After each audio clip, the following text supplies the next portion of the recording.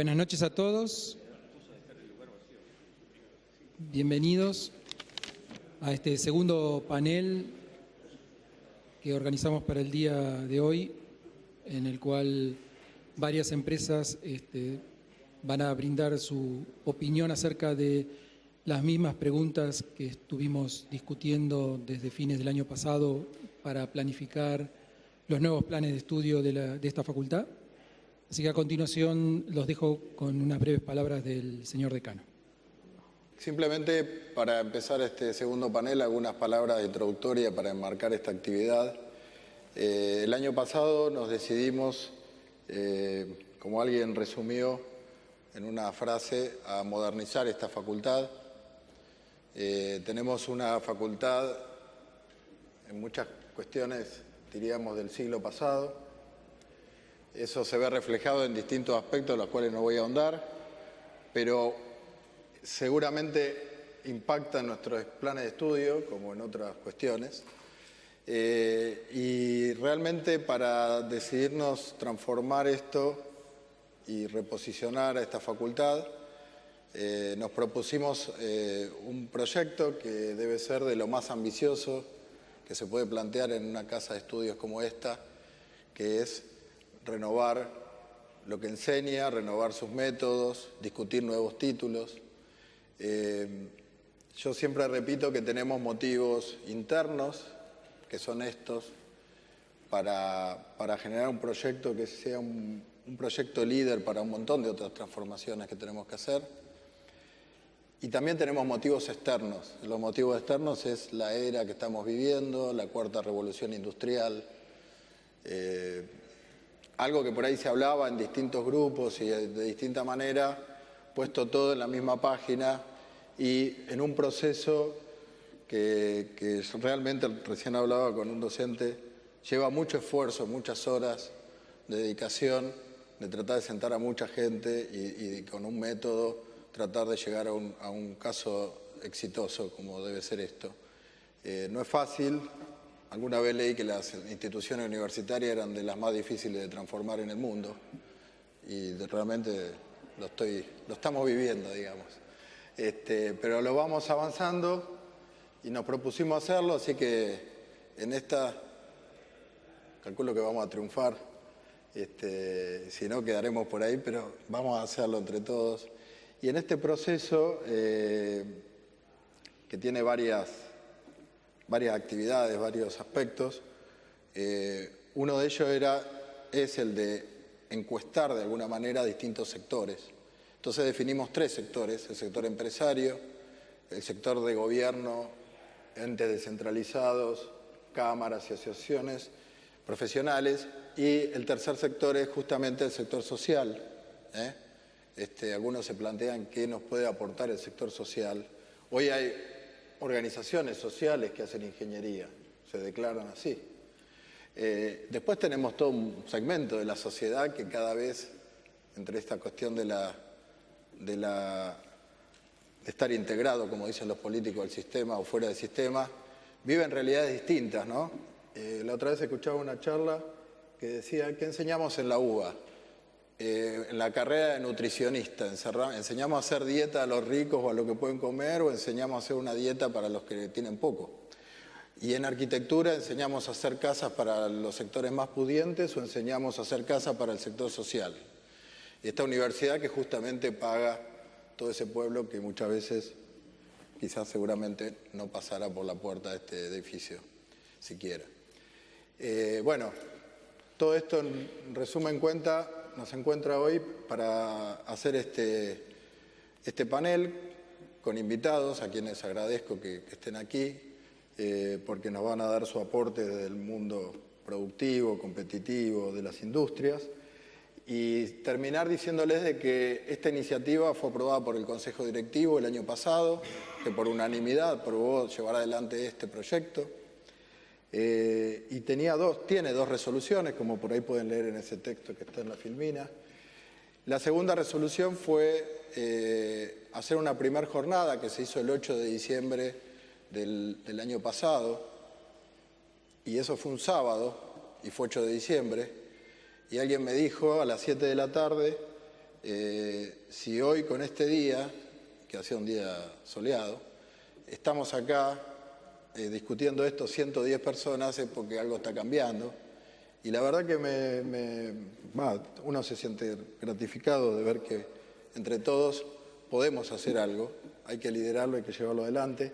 Esa jornada tuvo como fruto un documento, que es el que ustedes tienen y el que le hemos propuesto responder, y es el documento que vamos a seguir trabajando, porque ese documento no solo fue fruto de esa jornada, sino que fue fruto de algunos meses de trabajo previo, que con un grupo de personas que consideramos las más apropiadas para liderar este cambio, convocamos para ello.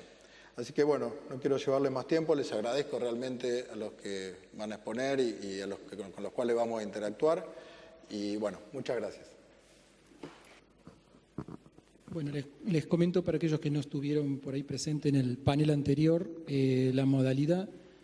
Ahora a continuación vamos a tener la presentación que va a hacer cada uno de los oradores, que en este panel contamos con Roberto Pérez de ARSAT, José Luis Inglese de AISA, Juan Echagüe de Practia, Néstor Nochetti de Globant, Vicente Campeni de INVAP, Gabriel Núñez de Huawei y Gerardo Monreal de Alegro. Bueno, buenas noches ya. Primero quiero agradecer al señor decano, nuestro decano, dado que yo soy graduado de esta universidad, se imaginan que por mis canas hace bastante. Soy electromecánico, orientación electrónica, he trabajado siempre más con la palabrita electrónica, aunque en mi época teníamos un ancho de banda, como decimos nosotros, mayor. El primer paso que voy a tratar de enfocar por la pregunta es qué es lo que se entiende por ser ingeniero, y creo que es importante para poder después responder más en detalle las otras preguntas. Y en eso yo siempre vuelvo a un concepto que cuando allá hace muchos años hice el ingreso a ingeniería, no se llamaba CBC entonces, nuestro profesor de física nos preguntó, tenía 17 años yo entonces, qué era lo que era ser ingeniero. Las contestaciones que se encontraron fueron las más graciosas por la ignorancia de lo que queríamos ser ingenieros. Y él nos dio una definición que no me la olvidé nunca, aunque la valoré con el paso de los años, que le pertenecía a un gran ingeniero que fue profesor de esta casa de estudios en los años 30, creo, no sé si principios de los 40, que era Enrique Butti. Enrique Butti decía que el ingeniero es el que pone las fuerzas de la naturaleza al servicio del hombre. Y el segundo pedacito, al servicio del hombre, es fundamental, porque si no nos quedamos con las ciencias duras y somos sumamente teóricos. Y lo digo yo porque pertenezco a una etapa de la universidad sumamente teórica que me sirvió en el desarrollo de mi profesión, porque una parte asociada, sobre todo por mi especialidad, es que la evolución tecnológica es tan rápida que tengo que tener la capacidad, o tuve que tener la capacidad, de seguir la evolución. Imagínense, yo estudié en la época de las válvulas, sí tuve una fuerte formación teórica de base que me permitió, en física del Sol y de todo eso, seguir toda la evolución posterior, que es la que estamos viviendo hoy. Ahora, ¿qué quiere decir esto? Que si tengo que tener una buena formación de partida, tengo que tener a su vez la capacidad para seguir estudiando toda mi vida. Eso es independientemente de qué ingeniería estemos hablando. Por supuesto, en las que están basadas en las tecnologías de la información y las comunicaciones, esto es más grave por la velocidad de cambio. Yo tenía un profesor, muchos años después, y no tenía nada que ver con esto, era en planificación, que siempre remarcaba de que el cambio siempre estuvo. El problema es la velocidad de cambio. En el siglo XIX, cuando yo estaba obsoleto, me moría y la nueva generación me reemplazaba. Entonces el cambio se manejaba generacionalmente. El problema es que ahora vivimos en el cambio. Si yo miro la diferencia de tiempo entre la invención de Morse, cuando registra su famoso código en 1840, y el patentamiento del teléfono, que es en el año 1878, por quien no lo inventó, porque no fue Graham Bell, hay 28 años. De ahí a Marconi con la radio hay menos de 20 años, fines de los 90. Y cada invento que ha seguido para no cada vez más cercano. Eso nos marca de que ya no se puede manejar generacionalmente, vivimos en el cambio. Entonces el cambio es una variable que tenemos que incorporar. O sea, nuestra formación no solo tiene que ser las ciencias de base, sino la aptitud para seguir aprendiendo permanentemente como parte de nuestra formación. Pero eso es la parte tecnológica, en todo caso después de hacer un comentario adicional. Yo decía que al principio la definición decía que somos los que ponemos las fuerzas de la naturaleza al servicio del hombre. Al servicio del hombre implica muchas cosas. Y eso, yo debo decir que mi formación original, escuché en el panel anterior alguna referencia al sentido, somos bastante tiernitos en temas que son fundamentales en un ingeniero. Si enfocamos un poquito la evolución de la humanidad, como lo describía Toffler, estamos en la tercera ola. La tercera ola, el elemento sustantivo en el movimiento social son los servicios. En los países desarrollados más del 70% del PBI y más del 70% del trabajo viene de los servicios, no de la parte industrial. Y el enfoque es tremendo porque le estamos dando un mal mensaje a los futuros profesionales si creen que su trabajo va a ser fabricar cositas. Lo que hay que hacer es llevar esa fuerza de la naturaleza al servicio del hombre, que normalmente son servicios. La empresa más exitosa, alguien lo mencionó en el panel anterior, Mercado Libre, valuada en más de 20.000 millones de dólares, creo que es la mitad de eBay y tiene muy poca vida. Si comparamos hace unos 15 años, en las 5 primeras empresas más grandes del mundo, uno va a encontrar a General Electric, por ejemplo, a las petroleras. Creo que la única de lo que serían las TIC que figuraba en esa época era Microsoft. Hoy ninguna de esas empresas está, salvo Microsoft.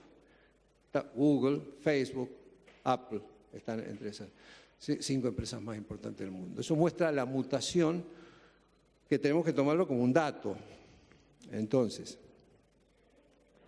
en el mundo de los servicios se apoyan, yo siempre digo que son como una mesa de 3 patas. Una es la tecnología, pero otra es el mercado, que es al servicio del hombre quiere decir que me estoy dirigiendo a alguien.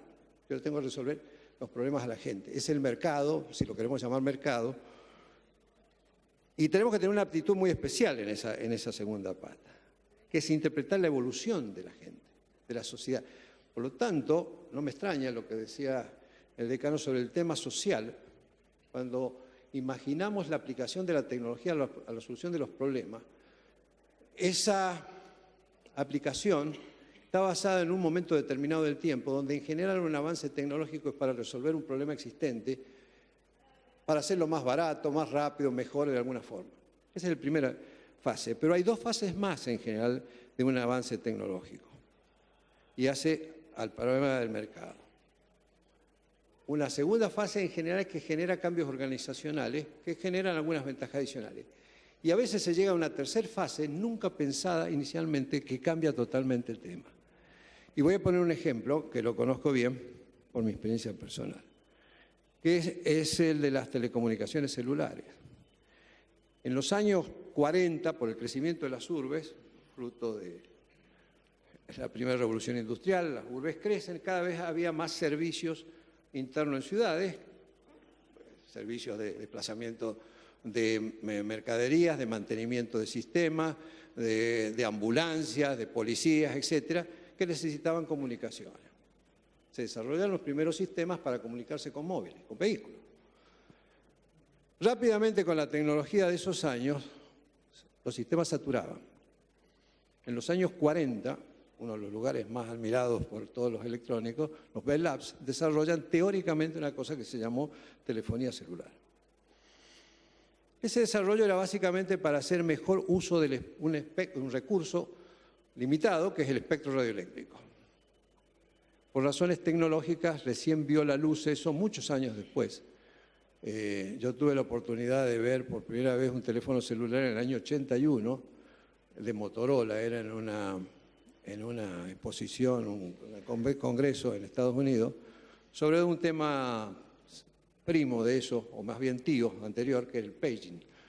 El teléfono celular era un monstruo que se instalaba en el baúl del vehículo, el microteléfono se ponía en la consola, de forma tal de que se podía manejar bastante eficazmente las comunicaciones. Pero ¿qué sucedió? Y ahí aparece la sociedad, el mercado. A medida que avanzaba el tiempo, la gente cuando iba comunicándose, en el momento que paraba quería seguir comunicado. Entonces tenía que buscar un teléfono público, una cosa obsoleta que los chicos jóvenes, los menos de 10 años, no sabían que existía.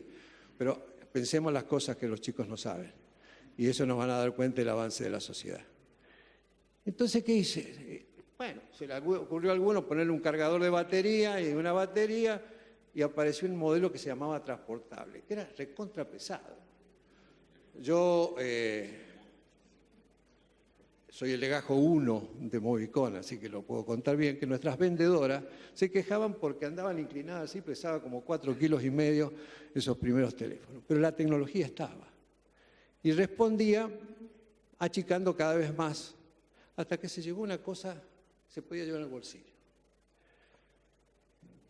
Por otro tipo de razones que cambian los estándares, en los primeros años de los años 90, en Inglaterra se empiezan a dar cuenta de algo normal. Yo no me quiero comunicar con un lugar, sino con gente. Cuando llamo a mi casa quiero hablar con mi señora, con mi hijo o lo que sea. Si llamo a mi oficina quiero hablar con alguien en la oficina, mi secretaria, un colega, lo que sea. O si llamo a la casa de un amigo quiero hablar con un amigo, ¿no? Quiero hablar con personas. Las comunicaciones son persona a persona. Eran personales.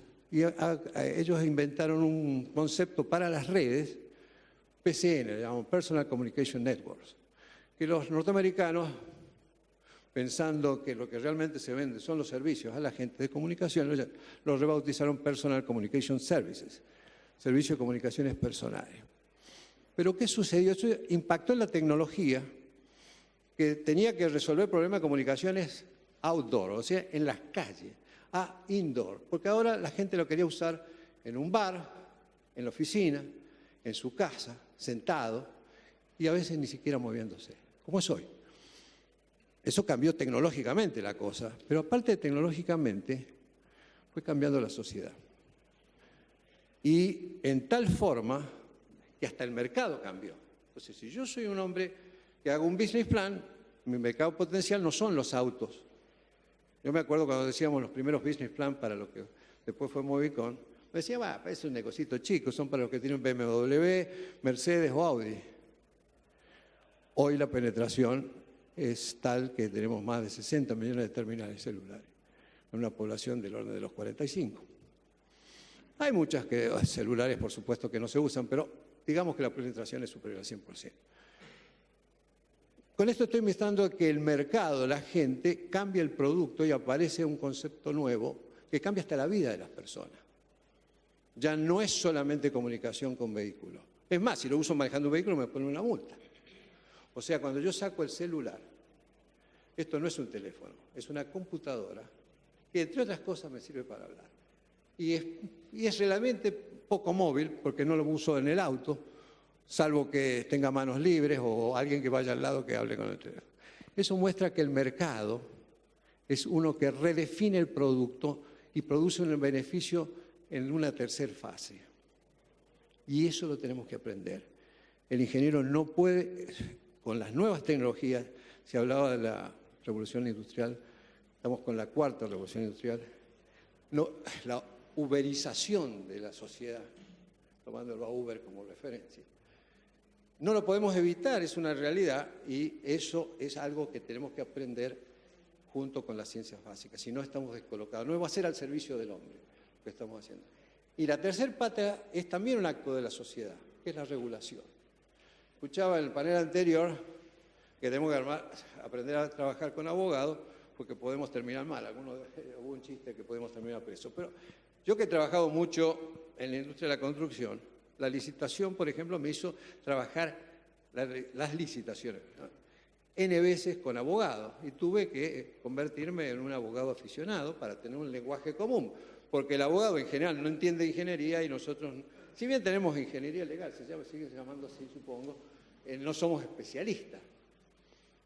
Pero a nosotros no es más fácil estudiar eso que a ellos estudiar lo nuestro.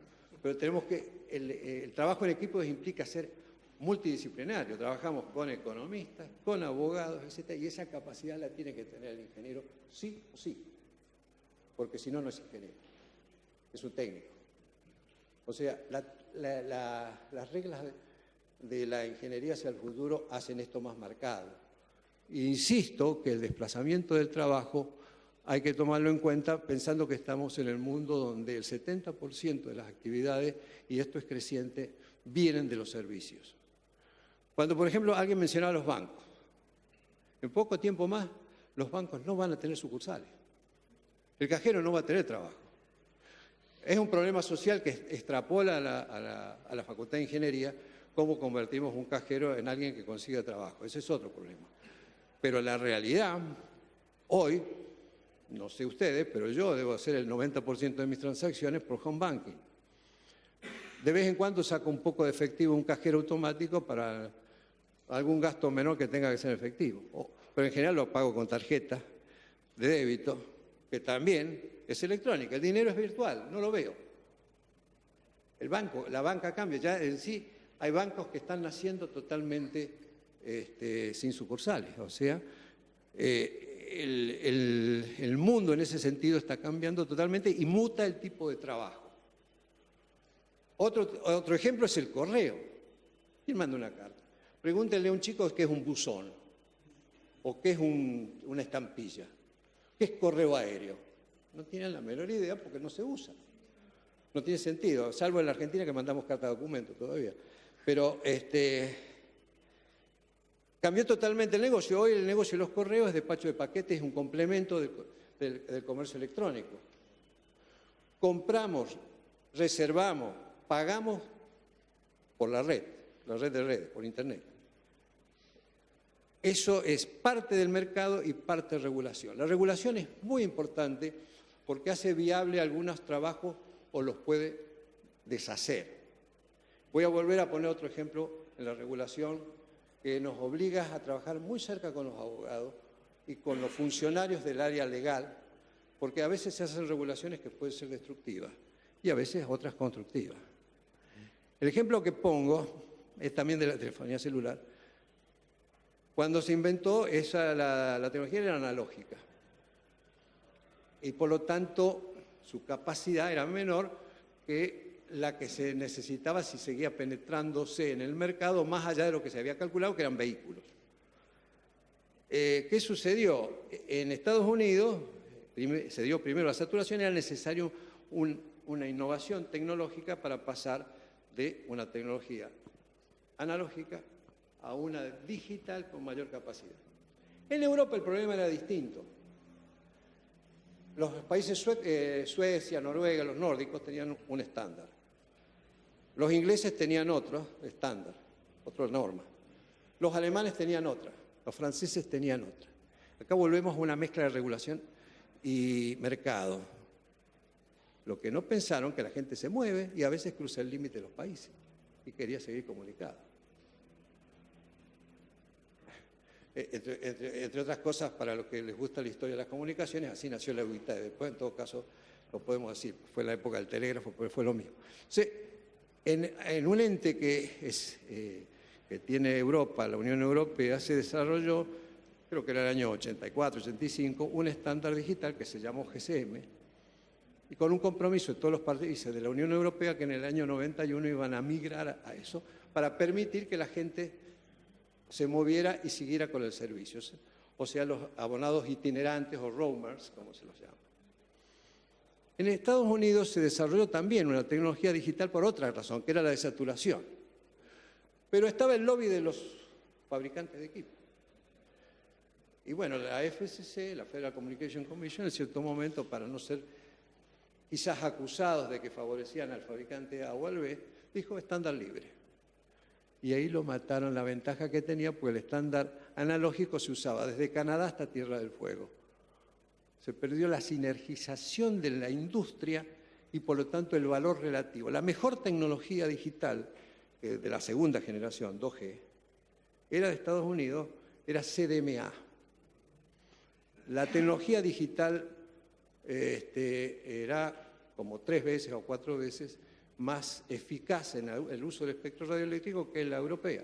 Pero Europa había logrado las economías de escala y por lo tanto el problema para el operador es que este aparatito depende mucho de la penetración de mercado. Cuando la penetración es más chica, y eso le pasó a Estados Unidos, el precio era más alto. Entonces las empresas tenían que subsidiar el terminal telefónico. Ahí la regulación perjudicó. Y en Europa, que fueron más piola, que tuvieron un estándar común, lo benefició. Por eso hoy es casi normal que cualquier empresa que está en telecomunicaciones trabaja y se involucra o en la UIT o en la CITEL, que son las organizaciones internacionales más, una a nivel mundial y otra a nivel de las Américas, en regulación de las telecomunicaciones, y con los propios organismos de cada país. En la Argentina tenemos una secretaría, que es la Secretaría CETIC, la de Tecnología de Información y Comunicaciones, que se supone que es la involucrada en el desarrollo de los nuevos reglamentos, y un ente de control y aplicación de la norma que es el ENACOM. En cada país el ente regulador puede cambiar, pero los roles son semejantes, con ligeras variantes. Entonces, digo, el ingeniero tiene que manejar las 3 patas.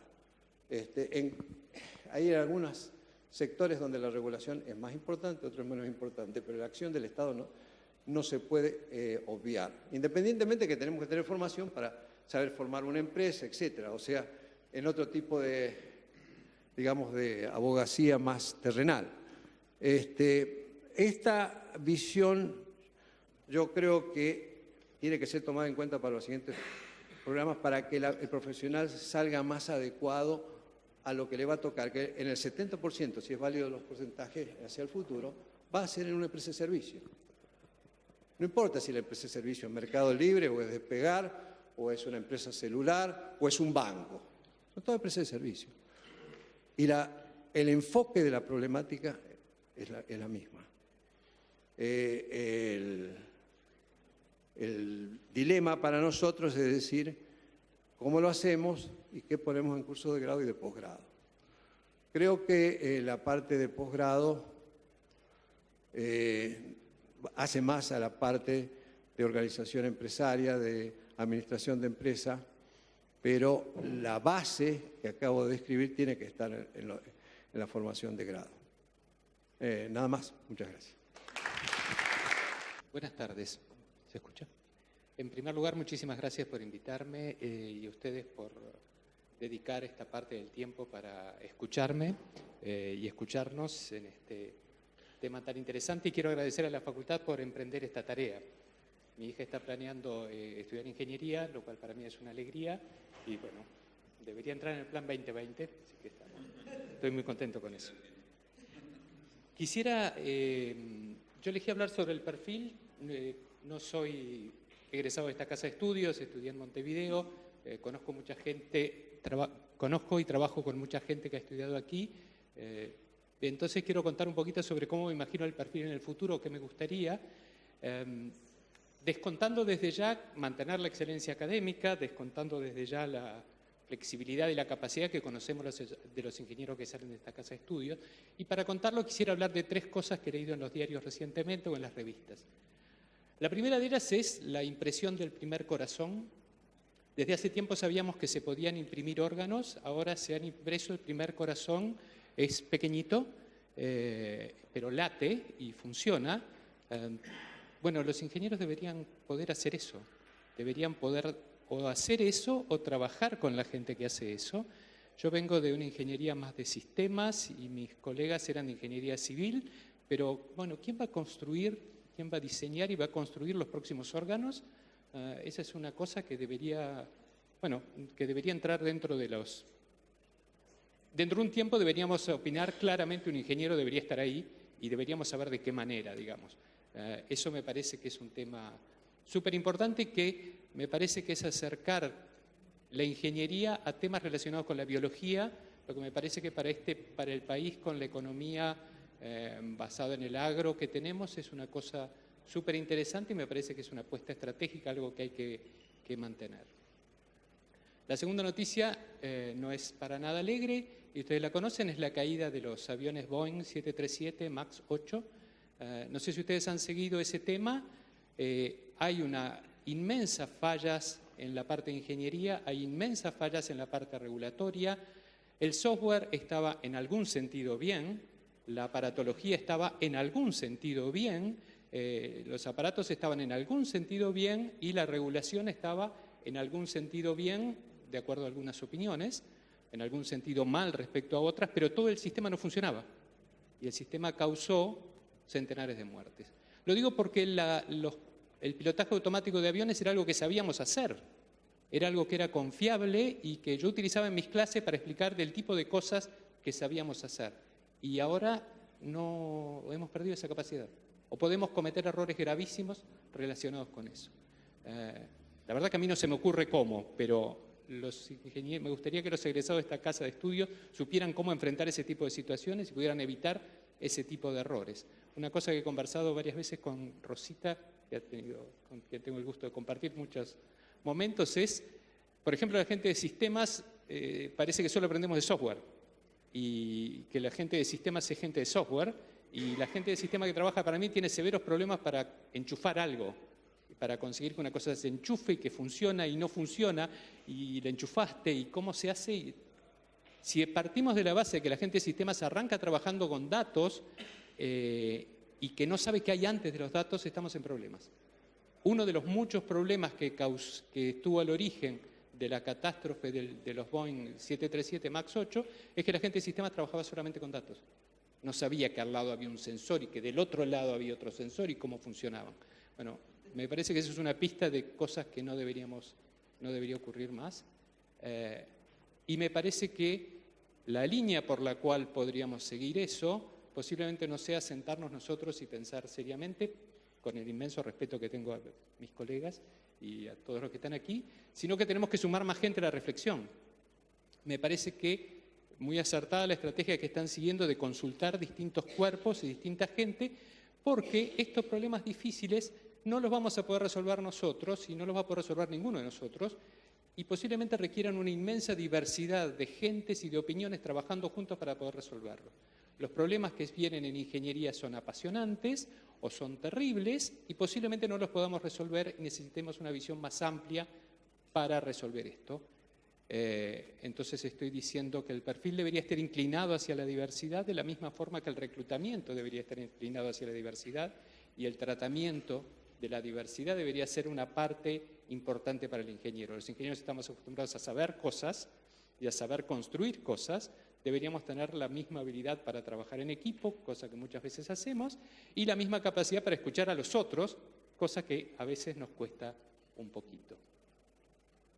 Estoy bien de tiempo y ya estoy terminando. La última cosa es que, apuntando a esto de diversidad, que para mí es... Yo soy director de investigación y desarrollo, y hay gente que me pregunta con inocencia cómo se me ocurren cosas para desarrollar, y yo les digo que no se me ocurre absolutamente nada, que lo que yo hago es conseguir que gente diversa hable conmigo y trabaje conmigo. La parte de las ideas aparece de la diversidad, no aparece por gente parecida esforzándose a reflexionar. Es mucho más fácil traer otra gente que diga lo que a ellos les parece obvio y con eso construir cosas novedosas. El mejor argumento hacia esa diversidad, y me parece que nos tiene que llamar fuertemente la reflexión, es que uno de los problemas más grandes que estamos teniendo ahora, que es el problema que vamos a destruir nuestra capacidad de vivir en este mundo, o sea, vamos a destruir el mundo que nos puede sustentar, la mejor lucha que está desarrollándose ante eso está siendo desarrollada por una persona que es mujer, que es adolescente y que tiene síndrome de Asperger. Entonces, si eso no nos enseña que de la diversidad pueden venir las soluciones, me parece que no vamos a tener una mejor lección que esa. Les quiero agradecer. Muy amable. Bueno, gracias por la invitación. Realmente para nosotros es un honor y un placer poder contribuir, aunque sea muy poquito, en este increíble desafío que se han planteado, necesario y lindo también, ¿no? Por ahí lo segundo que tengo que decir es pedir disculpas porque no soy ingeniero, soy físico. A mi favor tengo que decir que cuando yo entré en INVAP había un cartel que decía en la empresa digamos, ¿cómo era el que decían los ascensores, no? Es decir, habiendo ingenieros en la empresa, la misma no se hace responsable de uso de sus físicos. O al revés. Y obviamente mi especialidad es la parte de materiales y siempre estuve trabajando, los proyectos de INVAP siempre es un trabajo muchos en equipo y fundamentalmente la mayor cantidad de mis compañeros eran ingenieros.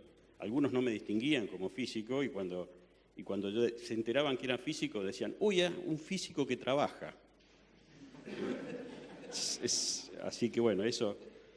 Y en la medida que uno va tomando por ahí más responsabilidades, en el sentido de que va teniendo también que gestionar grupos, uno empieza a darse cuenta de que necesita habilidades blandas que en ninguna carrera dura nos preparan bien para esos temas. La de gestionar a las personas, las comunicaciones, pero las comunicaciones en un contexto social, en un entender cuáles son los intereses de los individuos y los intereses del equipo y tratar de eso hacer una visión única, digamos, ¿no? Y en ese sentido, lo primero también que tengo que decir es felicitarlos, digamos, no solo a la UBA, sino a todo el sistema académico argentino, porque en mi experiencia de más de 30 años de proyectos complejos, siempre los proyectos que hacemos en INVAP involucran mucha gente, un reactor, un satélite, un sistema radar, implica en la vida del proyecto la participación de 200, 300 o 400 personas. Y para poder lograr ese nivel de comunicación y ese nivel de complejidad y lograr esos resultados, hace falta muy buena preparación académica, y en la Argentina lo tenemos. A veces uno ve los rankings de las distintas universidades a nivel mundial, que muchos lo evalúan en términos por ahí de paper o de menciones y esas cosas, y yo digo, yo valoro mucho la capacidad puesta al servicio del trabajo, al servicio de los proyectos y al servicio de los resultados, y en Argentina eso existe y es gracias al nivel académico que tenemos. Con respecto al perfil de los graduados, bueno, lo primero que tengo que decir es que la descripción que está en el documento es muy buena. Creo que genera una buena identificación de hacia dónde tienen que ir en la búsqueda de solución de esas capacidades que habría que reforzar. Yo quiero remarcar algunas que de alguna manera en las dos presentaciones anteriores se dijeron, pero nada más que por ahí compartirlas y reforzarlas desde el punto de vista de la experiencia particular en INVAP, ¿no? Primero es la visión holística o la visión de sistema, pero no en el sentido de software, como recién bien aclaraba, sino en el sentido de que las distintas especialidades que confluyen para encontrar una solución en un proyecto tienen que poder hablar un mismo idioma y entender que su participación no es más importante que la del otro, que el objetivo es el producto final, el proyecto final, y no un subsistema o su propia contribución. Eso se logra a partir de una excelente comunicación y también de entender de una formación básica buena, porque el idioma con que se comunica un electrónico, con un mecánico, con una persona que hace el cálculo térmico, con una persona que hace el budget de comunicación de un satélite y esas cosas, terminan siendo las materias básicas, el lenguaje básico, digamos. Y en ese marco se entienden y se logran los acuerdos que hacen que el producto final sea el óptimo y no cada una de las contribuciones de las partes. La suma de las contribuciones de las partes no hacen el todo, o sea, la mejor contribución de cada una de las partes aisladas no hacen el mejor producto final, sino que es esa visión holística, esa visión sistémica la que garantiza el producto. Y esto, insisto que una de las visiones es justamente reforzar todo lo que es la educación básica a una expensa de las especializaciones, porque las especializaciones van a ir evolucionando rápidamente, pero la básica no. Y en ese sentido es muy importante inculcar un pensamiento crítico a todo lo que uno está aprendiendo. De hecho, lo comentaba hoy Roberto, lo que tenemos que aprender es a una formación continua. O sea, es imposible pensar que hoy uno sale recibido y no tenga que aprender más, sino que estar continuamente aprendiendo para poder estar ejerciendo ese rol, esa profesión que uno ha elegido.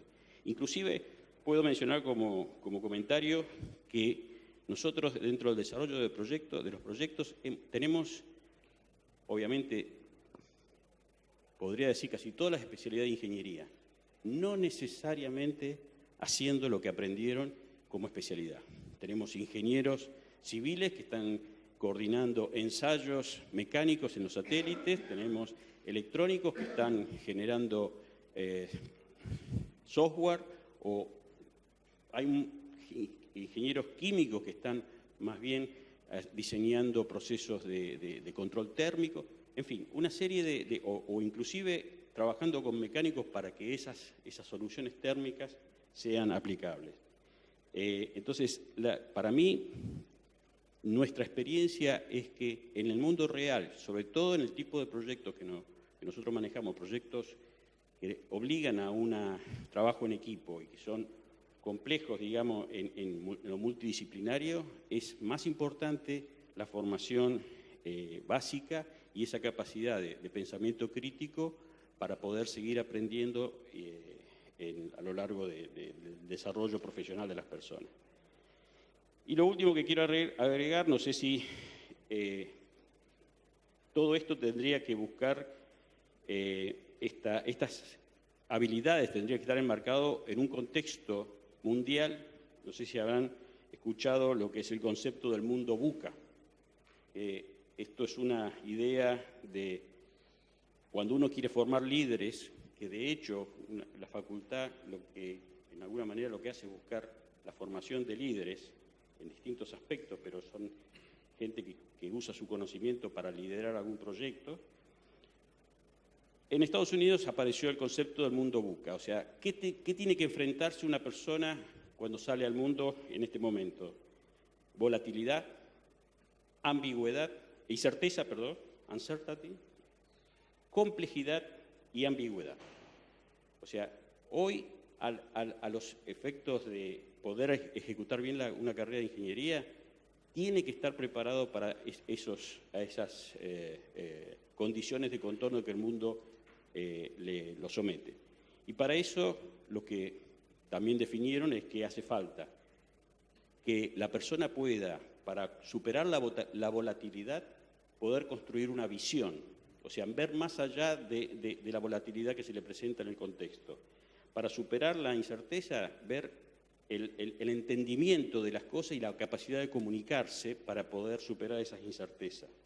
Para superar la complejidad, tener claridad de qué es esencial en ese concepto, y para superar la ambigüedad, bueno, tener la agilidad, la flexibilidad para, sabiendo que las cosas a veces no están bien definidas, poder ser fieles a su visión y a su objetivo.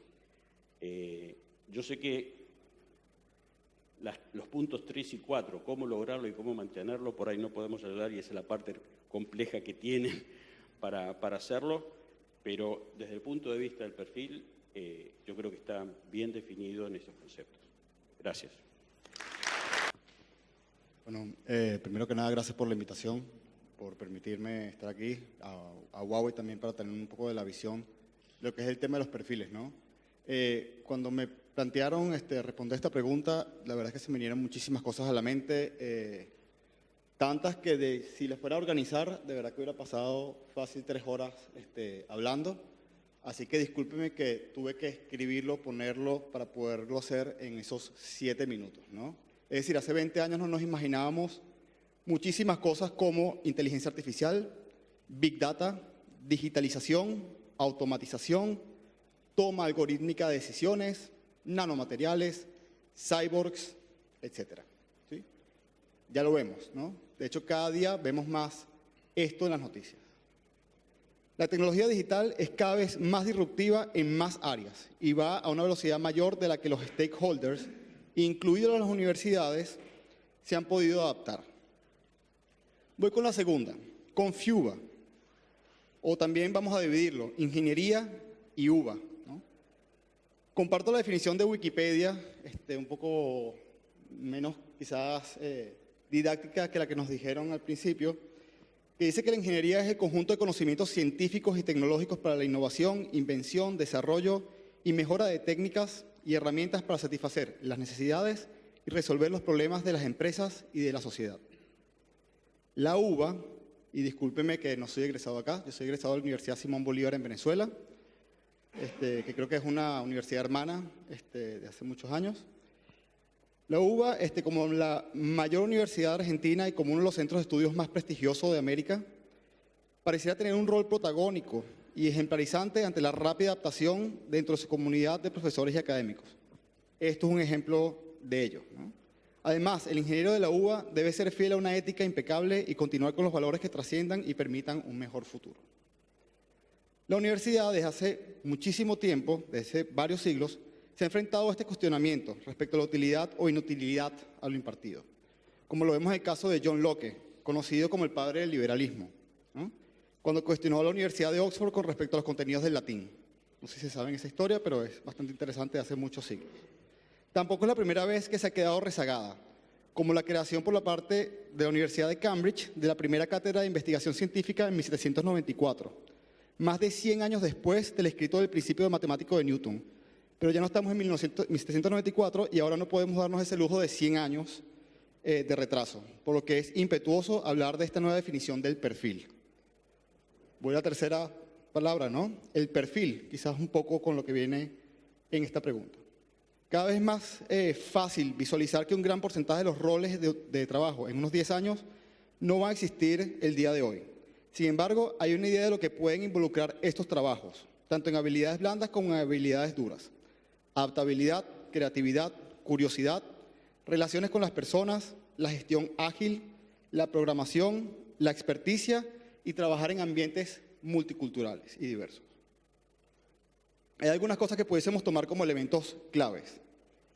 Primero, que la digitalización tendrá un claro impacto en la estructura de trabajo y en las habilidades necesarias en la mayoría de los trabajos. Además, ya es inevitable. Los nuevos roles de trabajo surgirán, por lo que la adaptabilidad es fundamental. La naturaleza del trabajo ya está cambiando, lo que se destaca en el día a día de todo lo que estamos viendo, como por ejemplo el trabajo en casa. La educación permanente va a ser necesaria, lo que me lleva a la siguiente palabra, graduados. Hasta hace no mucho, los graduados de ingeniería podían hacer una vida con lo que aprendían. Durante mucho tiempo, quizás hasta el final de su vida, lo que aprendían en sus aulas, con algunas esporádicas actualizaciones y con algunas pocas maestrías o posgrados, lo que daba al graduado una base quizás sólida y de seguridad sobre el cual construir una vida. Este concepto de graduado quizás merezca revisión y la universidad debería brindar una capacitación continua a sus miembros. Tampoco la universidad escapa a las ventajas de la digitalización con el Big Data y la inteligencia artificial, porque puede sacar ventaja de todo ello. El uso de estas nuevas tecnologías puede ayudar a detectar rápidamente ese gap que hay entre el perfil de los estudiantes en un momento dado y las tendencias a futuro, y ser bastante más precisos que un ingeniero como yo para pintarles un panorama basado en información o capacidades mentales limitadas. Entonces, la pregunta de ¿cuál debería ser el rol o el perfil de los graduados de la FIUBA hacia el futuro? Pues necesita una constante respuesta en miras al entrenamiento permanente para aprovechar las ventajas que la digitalización y la ética nos brindan para ser cada vez mejores como sociedad. Gracias. Buenas tardes. Cuando Alejandro me invitó a participar en este panel, primero lo tomé como un honor, pero después lo tomé como una obligación. Yo soy producto de esta casa, he estado muchas veces en este recinto, pero en 4 oportunidades, en momentos muy emotivos y icónicos de mi vida. La primera cuando recibí el diploma de grado, la segunda cuando recibí 3 años después el diploma de posgrado, la tercera cuando unos años después también recibí el diploma de honor, la cuarta cuando presencié que mi padre, que también era graduado de esta casa, entregaba el diploma a mi hijo, que era graduado de esta casa. Así que, estando acá, lo único que hago es, de alguna manera, con aportar mis experiencias, pagar la enorme deuda que tengo con la institución y con toda la sociedad argentina. Y en ese sentido, una de las cosas que me gustaría transmitir, no sé si se dio el perfil, en este momento me toca ser presidente de AISA, que es la empresa de suministro de agua y saneamiento del área metropolitana, la segunda empresa más grande de propiedad mayoritariamente estatal y una de las 10 empresas más grandes del país. Y todo eso, en definitiva, fue producto de lo que la sociedad argentina me regaló. Y en ese sentido quisiera destacarlo. Yo quisiera que una de las cosas que quedara impresa en el perfil del estudiante y el graduado de esta casa es que somos privilegiados.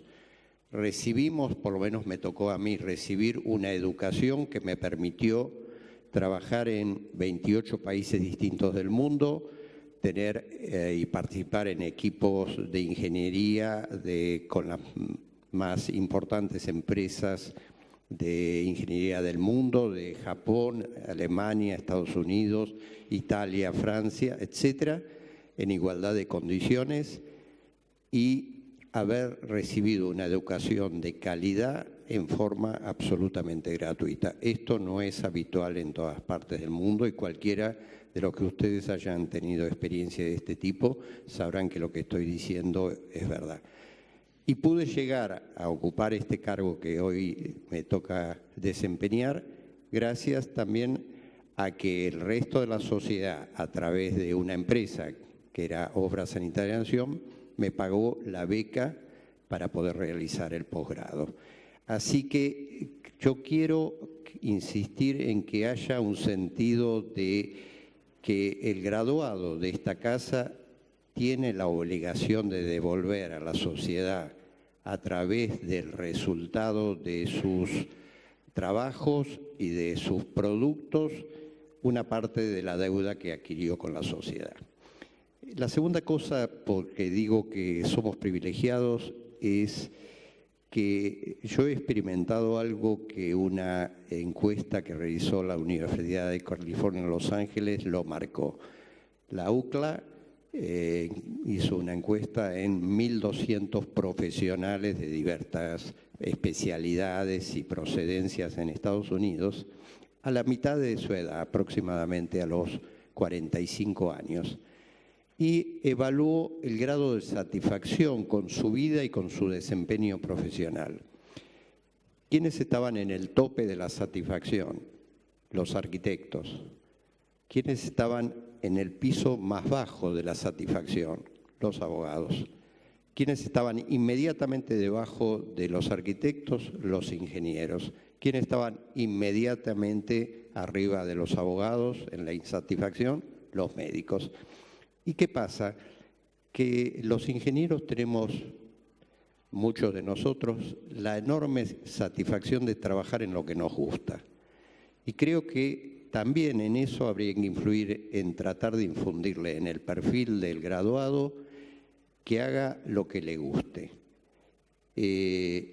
Yo, desde que casi que me gradué, empecé a escuchar que con la ingeniería no se podía vivir bien. No ha sido mi experiencia, el año que viene voy a cumplir 50 años de graduado, pero tuve la enorme satisfacción de participar en las cosas que me gustaban. Y creo que también una característica del graduado de ingeniería es que muchas veces ve el producto de lo que hace. Sale bien, sale mal, a veces hay construcciones o productos que son más satisfactorios. A veces hay fracasos, pero también aprendemos de los fracasos. Finalmente, también hoy día me toca dirigir una empresa que es producto de la tecnología. Estoy hablando de una empresa que es continuadora de otras, pero en definitiva de lo mismo, que nació hace 145 años. ¿Y cómo es producto de la tecnología? Muchas veces pensamos que la tecnología es el último microchip, o que tecnología es la transmisión por microondas o un satélite explorador. No, tecnología es todo. Tecnología, la inicial fue el fuego. Y estamos vestidos por la tecnología y comemos esencialmente por la tecnología. Y a mí me toca dirigir una empresa que fue producto de la tecnología, pero volviendo a unas palabras que se dijo sobre la definición del ingeniero que hizo que para mí es particularmente sensible, ingeniero Enrique Butti, que en definitiva el ingeniero pone las fuerzas de la naturaleza al servicio del hombre. La tecnología que apareció fue que se cambió al aguatero por distribuir agua sana por tuberías y recolectar el resto de esa agua en otras tuberías y disponerlas en una forma ambientalmente aceptable. ¿Y por qué apareció esa tecnología y se impuso esa tecnología? No por razones económicas, no por razones comerciales, esencialmente por razones sociales. ¿Y qué razón social? La salud. Hubo un visionario que se llamaba Domingo Faustino Sarmiento, era presidente, habían acontecido recientemente las epidemias de cólera y de fiebre amarilla, y tenía un ministro de salud con carácter fuerte como él, que le insistía, se llamaba Rawson, que le insistía fuertemente que al año siguiente incluyera en el presupuesto de la Nación el dinero necesario para construir 6 hospitales, cosa que parecía socialmente muy adecuada. Y él dijo, no vamos a desperdiciar dinero en los hospitales, vamos a evitar que la gente tenga que ir a hospitales. Fíjense lo que hizo Sarmiento, hizo una evaluación de beneficio-costo y decidió invertir, en el buen sentido de la palabra, en lo que más beneficio social producía o beneficio para la sociedad producía, que era la salud, y no invertir en los efectos, sino invertir en la causa. Por eso creo que también en el perfil del ingeniero tiene que quedar esencialmente grabado. A mí me lo dieron algunos profesores que tuve la suerte de tener en los últimos años en economía de la empresa, el hecho de hacer las evaluaciones económicas, pero en el sentido más amplio. Beneficios son los beneficios monetarios, pero también beneficios son los beneficios sociales, los beneficios ambientales, los beneficios de la estabilidad de la sociedad. Por ejemplo, en el caso que hoy me toca estar trabajando, incorporamos 8 municipios del tercer cordón del conurbano al servicio, y no por razones obviamente comerciales. Cuesta 3 veces más darle servicio que lo que se recauda. Pero no podemos tener una sociedad estable si a 30 kilómetros de distancia tenemos situaciones como la que puede tener Recoleta o Palermo Chico, o situaciones como tenemos en los fondos de José Cepaz.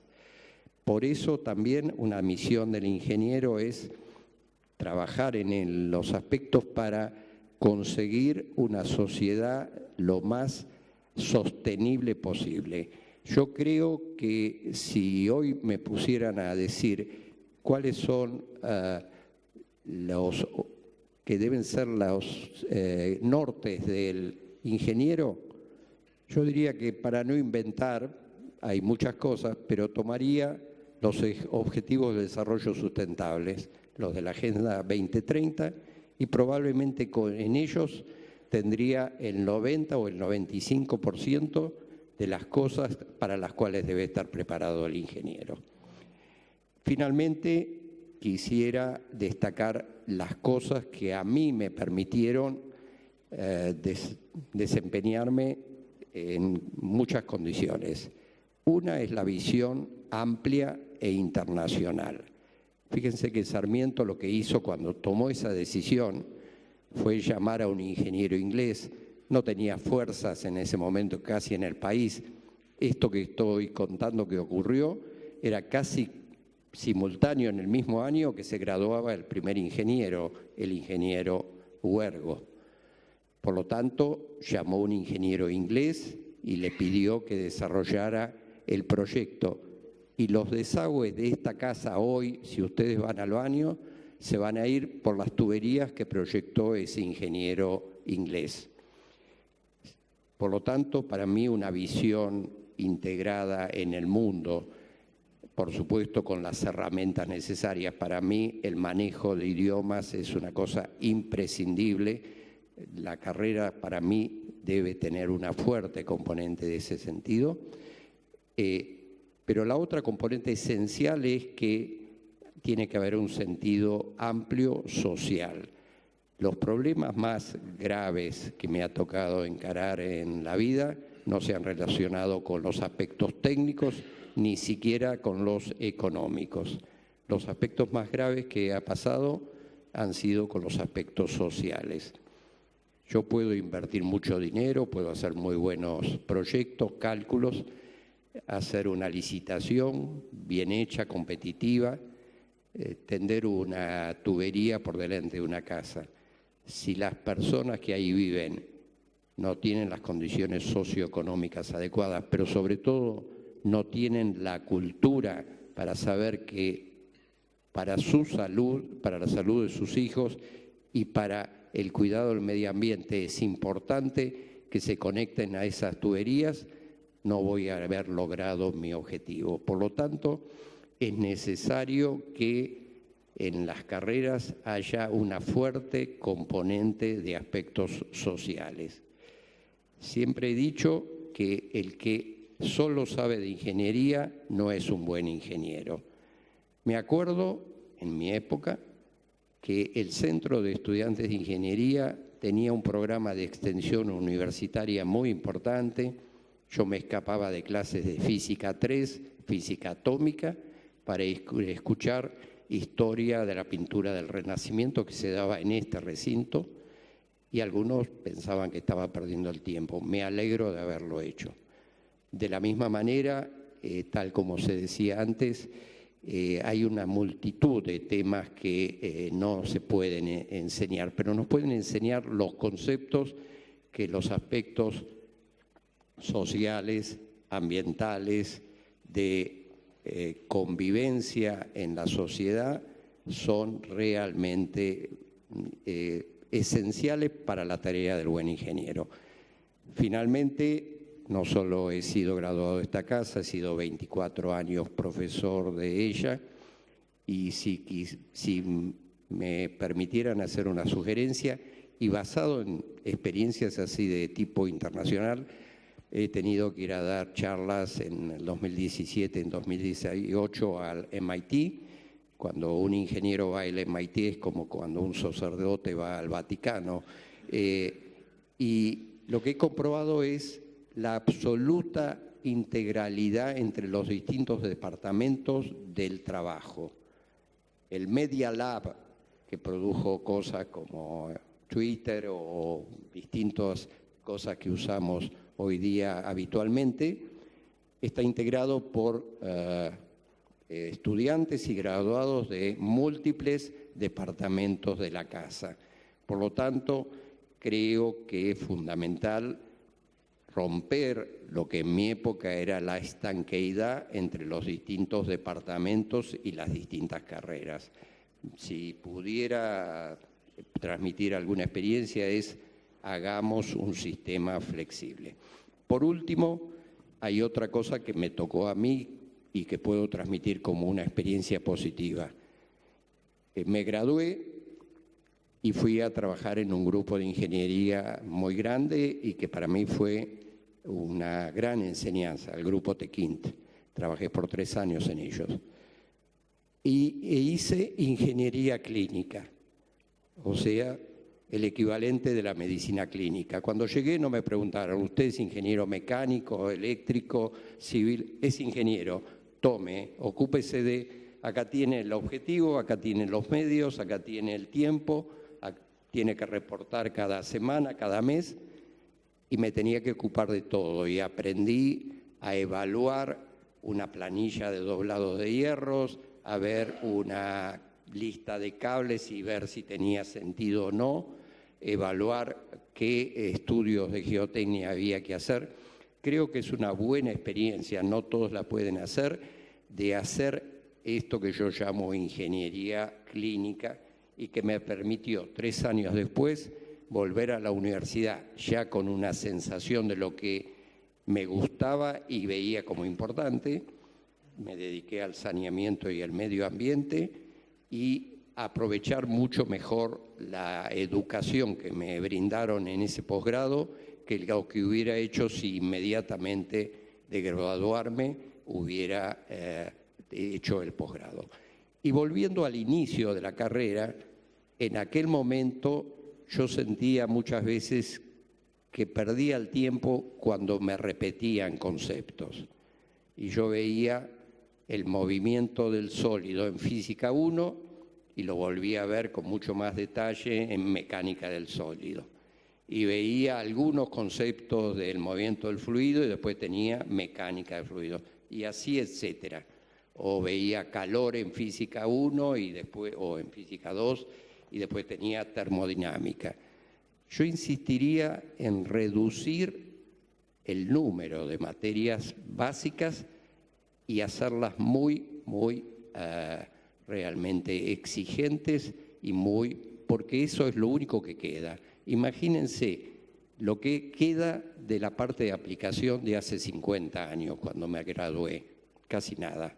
Sin embargo, la ecuación de Navier-Stokes o los principios de la termodinámica siguen siendo los mismos y siguen siendo válidos. Entonces, profundizar en eso y dejar de lado muchos de los detalles que en definitiva yo sentía en aquella época y creo que sigo sintiendo hoy, que eran una pérdida de tiempo. Así que con esto que estoy transmitiendo trato de devolver contando mi experiencia lo que esta casa y la sociedad argentina me brindó. Muchas gracias. Bueno, muchas gracias primero a la Casa de Estudios por la invitación. Muchas gracias a ustedes por el tiempo que le están dedicando a esto y a las palabras que, bueno, trataré de hacerlas amenas y rápidas en unos minutos. Yo soy ingeniero en electrónica, no estudié aquí, estudié en la Universidad Nacional de La Plata. Me siento tremendamente identificado con muchas de las cosas que dijeron antes, desde la universidad pública, desde que una de las cosas es la importancia que tiene aquí en Argentina y en el resto del talento de Latinoamérica, de la importancia que tiene saber aprender a aprender, porque creo que lo que más importante que tuve yo en la universidad, en mi paso de la universidad, es cómo aprendí a aprender, porque como bien decían, los contenidos cambian, hoy tienen una vida media de 18 meses, aunque parezca mentira, y uno tiene que estar dispuesto a aprender constantemente.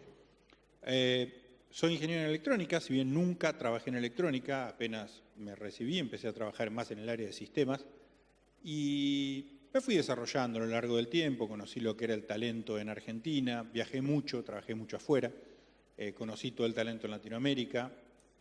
Alrededor del año 2000 nos juntamos en una empresa, coincidimos en una empresa, otros tres ingenieros, por suerte uno de ellos de sistemas, y lanzamos una empresa, Globant, probablemente la conozcan, una empresa dedicada al desarrollo de productos de software aquí en Argentina y a servicios esencialmente, que el foco nuestro es todo el mundo, digamos, vendemos esencialmente en Estados Unidos y en Europa. Pero nos apalancamos mucho con todo lo que es el talento que existe en Latinoamérica, inicialmente en Argentina, luego en Latinoamérica y luego nos damos cuenta que existe también en todo el mundo. Cuando me invitaron acá a dar la charla, dije, bueno, a ver, ¿cómo puedo hacer para sacudirlos un poquito a la audiencia, para hacerlos pensar? Elegí esta pregunta porque fue la que más ruido me hizo, digamos, porque en realidad la educación, contemplar la educación a distancia, todos somos instruidos inteligentes y sabemos que la educación a distancia ya existe en la educación desde hace muchísimo tiempo a distancia. O sea, desde cursos que existen a través de, qué sé yo, Coursera, como universidades virtuales que están compitiendo directamente con esta casa de estudio, como, qué sé yo, desde siglo XXI hasta universidades mucho más nuevas y recientes como Digital House o como, no entremos en la discusión si son universidades o no son universidades, pero en definitiva están brindando un servicio, como estamos diciendo, a un mercado que lo está necesitando. Y lo mismo lo de mediada por tecnología. Mediada por tecnología no es la distancia, sino que lo que está mediado por tecnología ya es la educación. Todo esto se logró porque en realidad estamos viviendo lo que llamamos la revolución digital, apalancada por las comunicaciones. Hoy por hoy todo el mundo tiene una computadora extremadamente poderosa en su bolsillo, que es el teléfono, pero que es una computadora, con la capacidad de conectarse y comunicarse con prácticamente cualquiera persona del mundo, siempre que uno sepa el número de teléfono, a un costo prácticamente nulo, porque uno se comunica con los datos, pura y exclusivamente. Cuando comenzamos la empresa, una de las cosas que decíamos y que llamó bastante la atención era que poníamos un número gratis en cada país a donde nuestros clientes, en cada país, en Inglaterra, en Estados Unidos, donde el cliente llamaba y era una llamada local, porque era cara la llamada de larga distancia a Argentina y recién estábamos empezando con lo que era la tecnología IP. Entonces esa llamada era gratis, barata, nada, costaba nada. Y realmente eso fue una diferencia que, bueno, obviamente estoy hablando del 2003, después, hoy es ridículo pensar de otra manera. Esta revolución digital ha hecho posible la educación a distancia. Casas de estudio como Stanford, como el mismo MIT y demás, hace tiempo que están haciendo educación a distancia. Lo que no estamos viendo, o me parece que tenemos que ver un poco mejor, es que detrás de esta ola de la revolución digital se viene el tsunami de la revolución cognitiva. La revolución cognitiva ya empezó, estamos todos en el medio de eso. La idea nació en los años 50, pero recién ahora, con la potencia que tienen las computadoras, es que realmente estamos logrando inteligencia artificial. Y les quiero contar 2 o 3 cosas de cómo la inteligencia artificial está o puede influir en todo lo que es la educación, más allá de las ventajas que tiene la educación a distancia, donde uno realmente da un servicio donde disasocia el hecho de que estar presente, de poder que cada uno de los educandos puedan avanzar a su propio ritmo, de poder hacerlo en el momento que ellos quieran, y cómo las tecnologías están rompiendo esos paradigmas que uno decía, bueno, pero tal vez no es la persona que dice ser la que está atrás de eso. Muchos de ustedes deben tener en su teléfono, si son de tecnología de Apple, Siri, o digamos el otro, no me acuerdo cómo se llama, pero yo uso iPhone, que es un asistente donde uno lo tiene que educar con su voz y decirle, oye Siri o lo que sea, para que reconozca que soy yo el que le está hablando. O sea que yo ya tengo algo que reconoce a las personas a través de la voz. Eso está totalmente disponible, existe no solo en iPhone, sino que el famoso Alexa, que es una tecnología de Amazon, en donde es como un parlantito que uno pone arriba de la mesa y le dice, Alexa, apaga la luz, y bueno, si uno tiene todo conectado a internet y demás, la luz se apaga. Pero uno ni siquiera tuvo que escribir una línea de código para hacerlo. Eso yo estoy convencido de que va a ser una revolución y detrás de eso es la inteligencia artificial. O sea, es una máquina que reconoce un patrón, esencialmente, que es el patrón de voz, y después lo que hace es, una vez que identificó el patrón, está educada para que reconozca las frases. Lo que es muy interesante es cómo la educan. Por ejemplo, cuando uno dice, Alexa, quiero llamar a Silvana, mi esposa, o Siri en realidad, quiero llamar a Silvana, lo que hace es, no es que detectan que a Néstor ya lo identificaron, pero ahora lo que hacen es, tienen un montón de muestreos de la frase quiero llamar a alguien con distintos ruidos de fondo. Entonces, la han programado, la han educado a esa inteligencia artificial diciéndole que cuando detecte ese patrón, pero para poder detectarlo que sepa cuando no hay ningún ruido de fondo, cuando hay ruido de auto, porque estoy andando con manos libres, cuando estoy en un café y hay ruidos detrás de eso, de los platos, la gente que habla, etc. Está educado para que distintas entradas que recibió con distintos ruidos sobre la misma frase sea capaz de reconocerlo. Todo esto hace que va a haber una revolución tremendamente importante en la identificación en la educación. Y un ejemplo más, un cliente nuestro, una compañía en Estados Unidos, que lo que se dedica es a poner software en las aulas, donde esencialmente los chicos en el primario, creo que en el primario, hacen preguntas a los profesores. Entonces, si tienen que resolver algún ejercicio, hacen una pregunta y necesitan una duda, tienen un chat.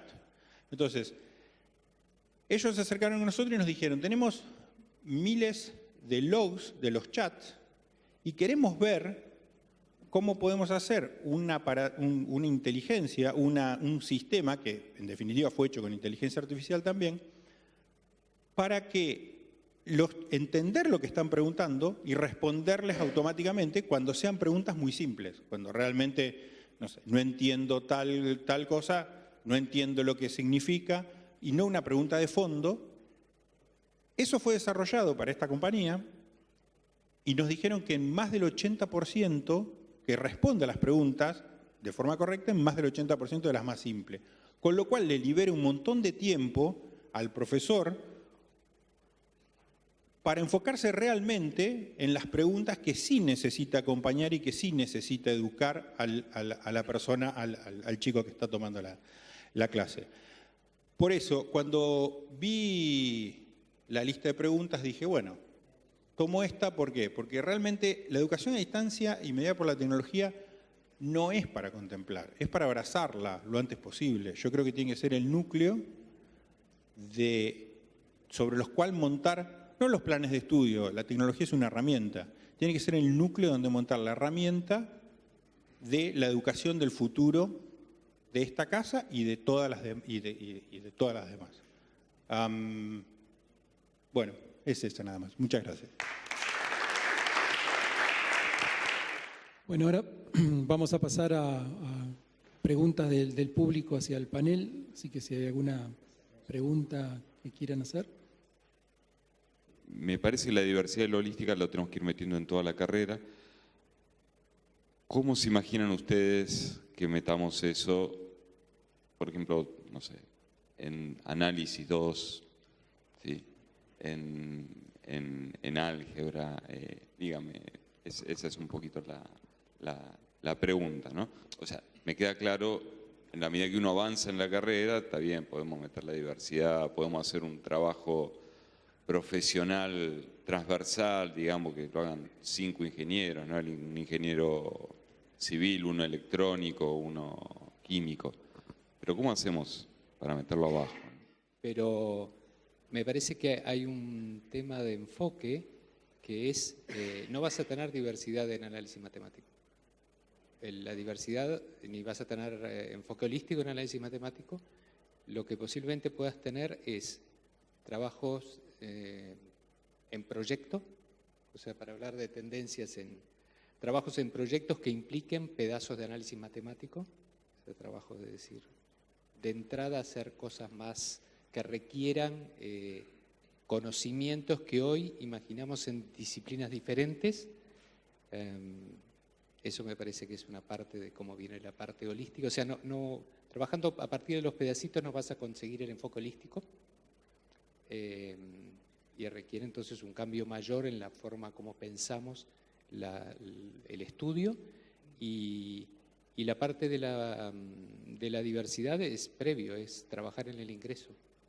es tener ingresos más amplios, lo cual implica eventualmente borronear algunos de los requisitos o de las definiciones estructurales, lo cual es muy complejo, digamos, tener ingresos más amplios y tener una súper activa política de retención. O sea, todas las organizaciones tienen su cultura y todas las personas que no se sienten identificados con esa cultura tendemos o tienden a sentirse expulsadas o quedarse afuera. Pasa en la organización en que yo trabajo, en que tenemos un cierto conjunto de valores del cual estamos muy orgullosos y que de repente hay gente que alguno de ellos no los abraza de la misma manera y no se siente cómoda con nosotros. Y es gente muy valiosa y a veces queremos que se quede aunque no le guste tanto tal cosa. Es muy difícil tener una política muy activa de inclusión, pero me parece que es por ese lado que se podría manejar. Pero quiero señalar que expresamente traté de no responder el cómo lograrlo, porque no tengo mucha idea. Muchas gracias.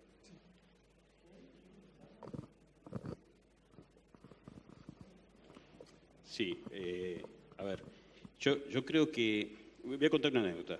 Yo estaba trabajando en un laboratorio, tenía un osciloscopio, aparece una amiga mía que era profesora de matemática en la secundaria, y ve que justamente yo estaba testeando un transformador y... dice, qué parecido a la función seno, me dice. Y digo, es la función seno, le digo. Y entonces dice, ¿cómo vos sabés que a mí tengo problemas para transmitirle a los chicos qué significa la derivada, qué significa una integral y esas cosas? Entonces empezamos a charlar del concepto de velocidad, el concepto de variación. O sea, yo creo que la forma es no desacoplar, un poco decía lo de la integridad de los departamentos, no desacoplarlos, sino justamente tratar de llevar que esa herramienta, ese lenguaje matemático, está muy ligado a la realidad que van a manejar después, ¿no? Y en los distintos aspectos, no solamente en los eléctricos, en lo mecánico, en lo biológico, en lo que sea, digamos. Yo creo que es necesario introducir esas ciencias básicas asociadas a la realidad que se vive en el día a día. Un agregado.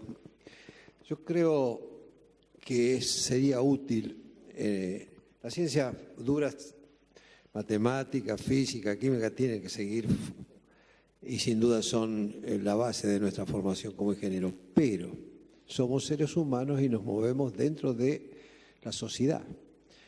Y la historia de la ciencia ayuda a eso. Y voy a poner dos anécdotas que a veces ayudan a entender por cómo se desarrollan las cosas. Una es cómo se le ocurrió al señor Morse, que no era ningún técnico, a desarrollar el código famoso y el telégrafo, aunque él no fue el inventor del telégrafo.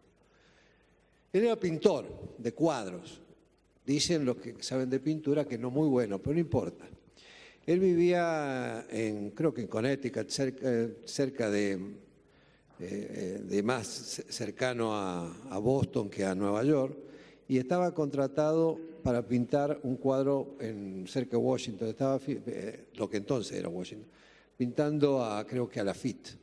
O sea, estamos hablando 1839 o algo así, o 38. Y él termina el cuadro y vuelve a su casa y se entera que su mujer se había muerto una semana antes.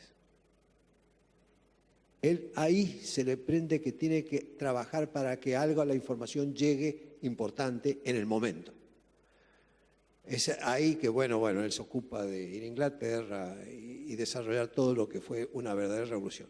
La otra anécdota es del inventor del teléfono, que no fue Graham Bell. Graham Bell lo patentó y en forma que recién el Congreso de los Estados Unidos reconoció al verdadero inventor en el 2003, 2004, no sé, que fue un italiano, Antonio Meucci, que lo inventa alrededor del 1860. ¿Por qué? Él era un inventor bastante pobre que vivía en Estados Unidos y tenía una señora, una esposa, enferma, no sé si de artritis o qué, que le costaba mucho moverse y vivía en un primer piso. Entonces se le ocurrió inventar un aparato que le permitiera hablar con ella sin moverse. Ese fue el teléfono. Lo que pasa es que el pobre no tuvo dinero para patentarlo o para mantener la patente. Y ahí no me pregunten cómo fue la historia que el señor Bell, no hablaríamos de decibeles, hablaríamos de decimichis, pero no importa. Si ustedes van a Florencia, en la chiesa de la Santa Croce está, entre otras cosas, fuera de señores como Enrico Fermi o Galileo, etc., Antonio Meucci. Son dos anécdotas de que la historia de la ciencia a veces nos permite ubicarnos en el contexto. Dentro de ello, y hablando de sistemas, la teoría general de sistemas, estudiar a von Metalanffy o cosas por el estilo, en principio nos ayuda a pensar. Alguien dijo que el resultado de un conjunto es mayor que la suma de los resultados individuales. Ese tipo de cosas no son intuitivas.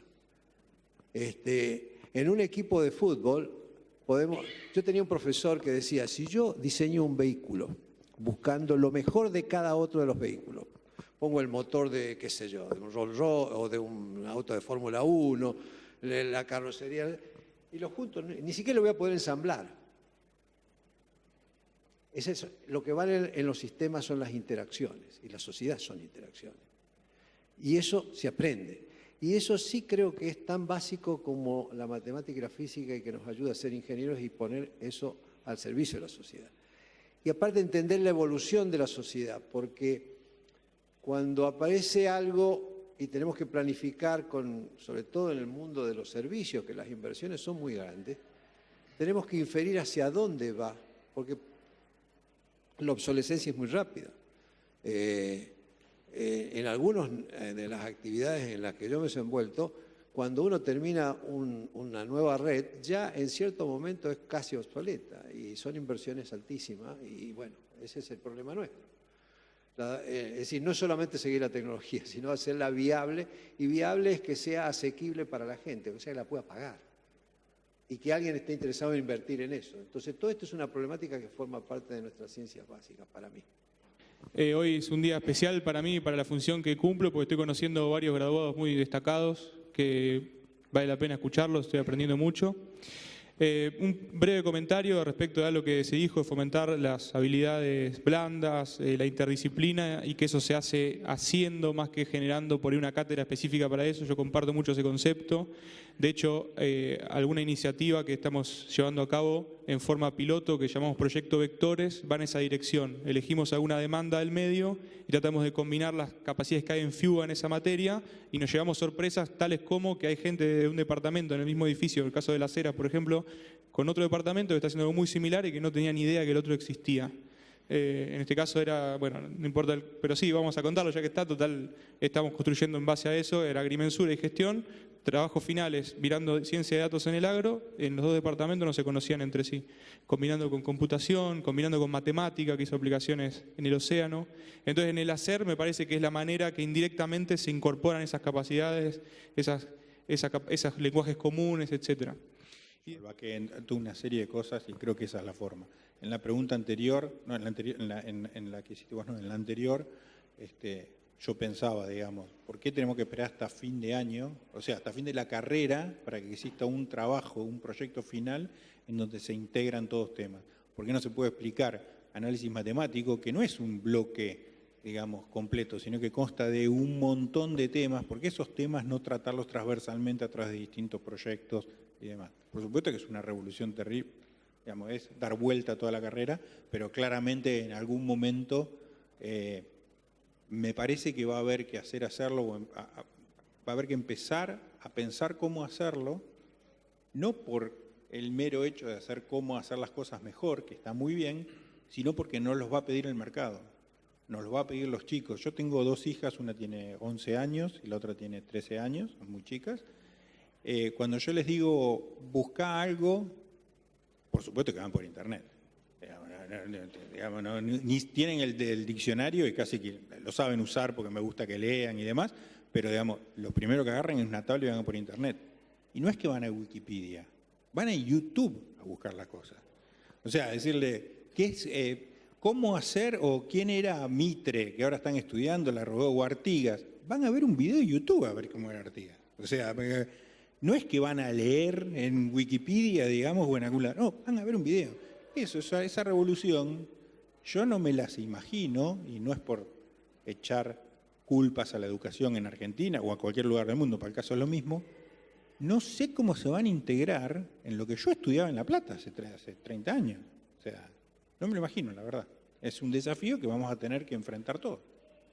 Estaba invitado a participar en una reunión del Pacto Global y en el break del almuerzo salí al exterior porque había mucha gente y me puse a comer en una mesa y se me acercó una persona, empezamos a conversar, era pakistaní, vivía alternativamente mitad del año en Lahore y mitad del año en Miami, y lo que se dedicaba era médico y se dedicaba a capacitar a chicos de favelas de Lahore. Imagínense el nivel que puede tener la Villa 31 Suiza comparada con una favela de Lahore, y se dedicaban a enseñarle a chicos de 10 a 16 años capacitación en blockchain.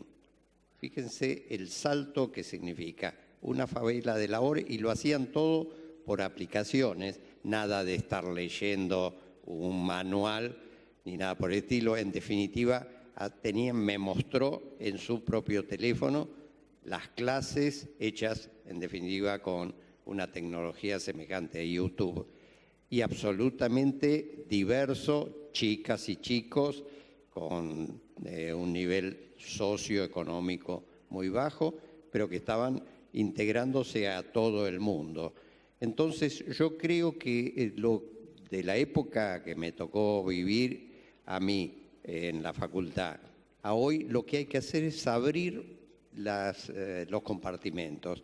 Por ejemplo, yo nunca tuve un contacto que no fuera social en alguna fiesta con un estudiante de Derecho mientras estudiaba. Pero confirmando, después he tenido que ser muchas veces abogado. Creo que se podría pensar hasta un proyecto en donde haya estudiantes de Derecho, de Antropología, de Ingeniería, fomentar ese intercambio. Realmente la Universidad de Buenos Aires es un conjunto de facultades y pocas veces un estudiante de ingeniería, por lo menos yo lo tuve esa experiencia, pero mi hijo ya 25 años después tuvo una experiencia semejante, no pisaba la Facultad de Ciencias Económicas o la de Medicina o la de Derecho como para conocer y poder integrarse en proyectos que después en la vida real nos pasa eso, porque lo que tenemos que hacer es participar en grupos multidisciplinarios. Así que una de las cosas que propondría para el perfil académico es tratar de fomentar esos contactos multidisciplinarios y que también ayudan a tener una mayor diversidad, de manera que si se buscar, no sé exacto la metodología, pero sí fomentarlo, aunque sea con fiestas sociales. A lo mejor, además de producir buenos proyectos, se producen muchos noviazgos y matrimonios, pero realmente creo que hay que fomentar ese tipo de cosas. Al menos tener, por ejemplo, la instancia de trabajo profesional y de tesis en una sola materia integrada para todos los ingenieros. O sea, algo tan simple que está en nuestra casa, digamos, eso es lo que digo. Porque los edificios estos son barreras muchas veces para poder integrar a otras profesiones, pero hemos sido tan incapaces de no poder podido generar hasta el día de hoy, por lo menos, una instancia integradora entre nosotros mismos. Y alguien siempre responde en el público, un docente dice, no, tuvimos una vez un trabajo que hubo un civil con un... No, estamos trabajando para cambiar la institución y que esto quede instalado, digamos, y esto hay que hacerlo discutiendo. Pero sí tenemos la idea en este Plan 2020, pero algunas cosas del Plan 2020 que son para ingenieros de acá 9, 10 años, la queremos adelantar a las carreras que tenemos hoy corriendo. Así que esa es una idea y bien vale esto de integrar entre nosotros. Ya tenemos bastante con nosotros mismos. Sí, yo quería agregar que con la experiencia nuestra, que somos una empresa de proyecto, y que está ligado, la pregunta que voy a hacer está ligado también a esto, ¿cómo hacer para que la gente le guste lo que está haciendo? Y que los proyectos es el mecanismo ideal. Y el proyecto, uno ve también que uniformiza el tema generacional. Yo veo la misma pasión cuando hay un proyecto y un objetivo y un grupo atrás de esas cosas, veo la misma pasión en la generación X, Z, millennial y qué sé yo, porque después se suman al resultado final. Entonces, yo creo que sí debe ser una herramienta justamente para que en el desarrollo de la carrera profesional, uno claramente ve en todo lo que estamos diciendo, creo, y en lo que ustedes también están pensando, me imagino que la relación de cuánto uno lleva adelante una carrera tiene que ver con la pasión que le pone, o sea, con las ganas con la cual se siente, se divierte haciendo esos desafíos, aún en los fracasos, digamos, ¿no? Pero el proyecto es la mejor manera justamente de generar esa sensación de estar haciendo cosas y de trabajo en equipo, ¿no? Así que no sé cómo implementarlo educacionalmente, pero seguro que debe ser un mecanismo muy, muy importante. Bueno, creo que la pregunta era porque en el área electrónica están con algo de proyecto. Yo coincido 100%, porque el proyecto engloba, depende cómo uno lo arme, la necesidad de muchas profesiones simultáneamente. ¿Cómo armarlo en la Facultad de Ingeniería? No es imposible. Yo voy a dar un antecedente de un curso que en este momento no está, pero en la Facultad de Derecho, en el año 95, implementó algo que duró como, no sé, 7, 8 años, un curso anual que se llamaba Derecho en Telecomunicaciones abierto a no solo abogados, a ingenieros, a contadores públicos, economistas, porque todos nuestros problemas son multifacéticos, tenemos que trabajar en equipo y tenemos que entendernos entre nosotros.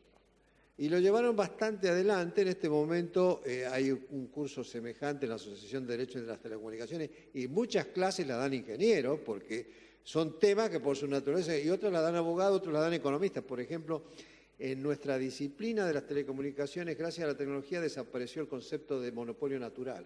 Por lo tanto, hay competencia, pero competencia entre muy pocos actores. Por lo tanto, es una competencia imperfecta. Y la legislación de defensa de la competencia, o antitrust o antimonopolio, como la quieran llamar, es esencial que la conozca, aunque uno sea ingeniero.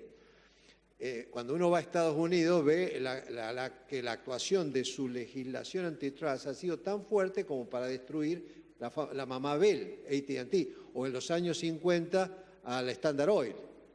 El Standard Oil no es mi tema, pero AT&T lo conozco bien porque de ahí emergieron muchísimas normas que de convivencia, y las reglas o las regulaciones después de tipo técnico a veces tienen más sentido antitrust que técnico. Por ejemplo, cuando era un monopolio natural la telefonía, un reglamento de interconexión era para que los sistemas funcionaran, tenía un objetivo técnico. Cuando se entró en competencia entre Juan, Pedro, siempre el actor existente, el más grande, trata que el más chiquito no progrese. Si no existiera una reglamentación, no le doy interconexión. Entonces no puedo tener cliente, porque Juan quiere hablar con Pedro, independientemente que Pedro sea abonado de la misma compañía o no. Esa reglamentación es por liberal que sea un sistema económico, me refiero. Tienen que existir, y de hecho se dan, la legislación más fuerte antitrust es la de Estados Unidos, que es un país que nadie diría de que no hay libertad de comercio. Pero el proyecto permite precisamente mezclar todas estas especialidades, y uno cuando arranca un proyecto de cero tiene que meterse en todas estas cosas, cualquiera que sea la profesión, en particular los ingenieros.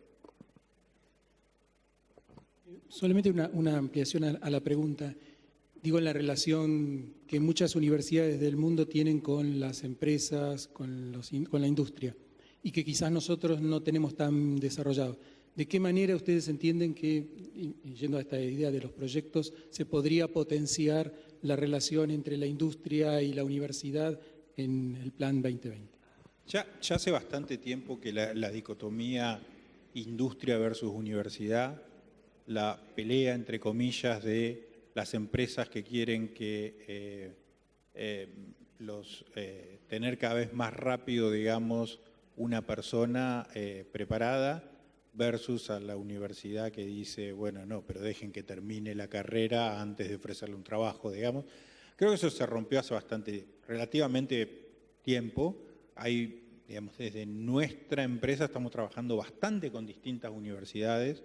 Estoy seguro, yo no lo sé exactamente, pero estoy seguro que con Facultad de Ingeniería de acá de la UBA, casi sin ninguna duda que sí estamos haciendo algo. Y creo que eso, a ver, lamentablemente en Argentina el tema de las patentes y el tema de los desarrollos patentables y demás, de hecho está en discusión ahora mismo. Ayer, para los que ustedes sepan, una ley, se votó la ley de la economía del conocimiento, media sanción en diputado, algo que nosotros en particular veníamos trabajando mucho, porque es la continuación de la ley de promoción de software. Se había agregado todo un título que era cómo hacer para darle un marco a las inversiones privadas de las empresas en la investigación y desarrollo. La verdad que fue algo que nadie se enteró, fue todo a último momento, apareció en comisión. No es que estaba mal, estaba muy bien. O sea, las empresas podían hacer una inversión privada en investigación y desarrollo en las universidades y el Estado, bajo unas ciertas condiciones, les computaba hasta un 45%, si mal no recuerdo, ese es el proyecto, como un bono de crédito fiscal, que para las empresas es importante. ¿Qué pasó? En diputados dijeron, no, pero esto no pasó no lo vio la comisión de no sé qué, lo bochamos, chau. Lo sacaron del título, aprobaron, digamos, eran dos capítulos, varios capítulos, pero 2 títulos, lo sacaron. Cosas como esas pasan constantemente, y la verdad que para poder empezar, si nosotros pensamos de todas maneras que necesitamos eso para poder, digamos, que vengan los legisladores y me regulen cómo tengo que hacer para poder hacerlo, no va a pasar nunca.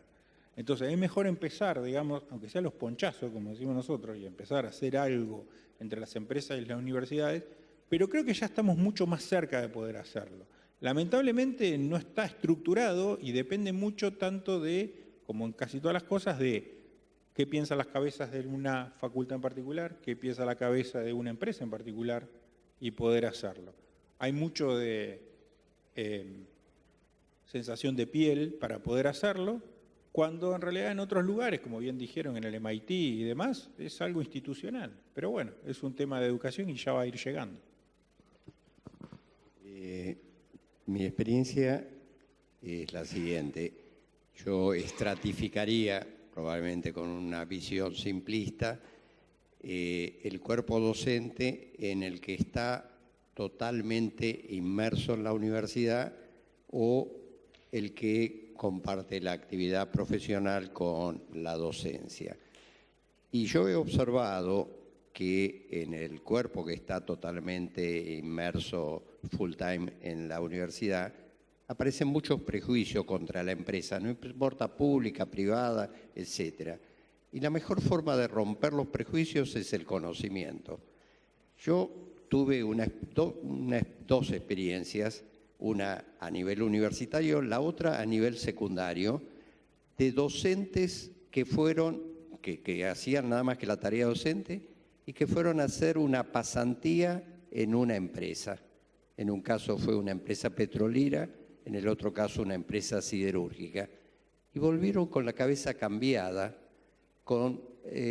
habiendo visto realmente la cantidad de problemas que había en la gestión de la empresa, la buena voluntad que en general hay adentro de las empresas, y que entonces yo creo que una forma de integración es a través del conocimiento, y una forma de conocimiento es a través del contacto. Tenemos nosotros, las empresas, que invitar a docentes, a alumnos, no digo a hacer un proyecto, simplemente a estar unos días y ver con libertad cómo es el desempeño de las empresas.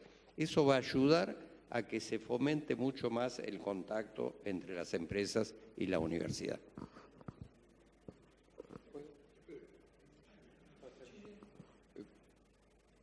Yo quizás soy menos optimista en cuanto a la forma como se desarrolla ese contacto, pero me gustan mucho los trabajos de un sociólogo francés, Paul Tansky, que él dice como que existe en nuestra sociedad distintas ciudades, que las ciudades tienen como objetos distintos, como los artistas viven en una ciudad, la gente de la industria vivimos en otra ciudad, la gente de la academia vive en otra ciudad, y que a veces tenemos contactos entre nosotros, pero los objetos que nosotros observamos son diferentes. El que vive en la ciudad comercial, el objeto contrato es un objeto súper relevante. Para el que vive en la ciudad inspirada, en la obtención de un nuevo resultado, un nuevo conocimiento, es un resultado interesante, y entonces viven con dificultades de comunicación. Y eso con necesidad de establecer puentes para comunicación entre ciudades que son diferentes a cuando estamos adentro de la misma ciudad.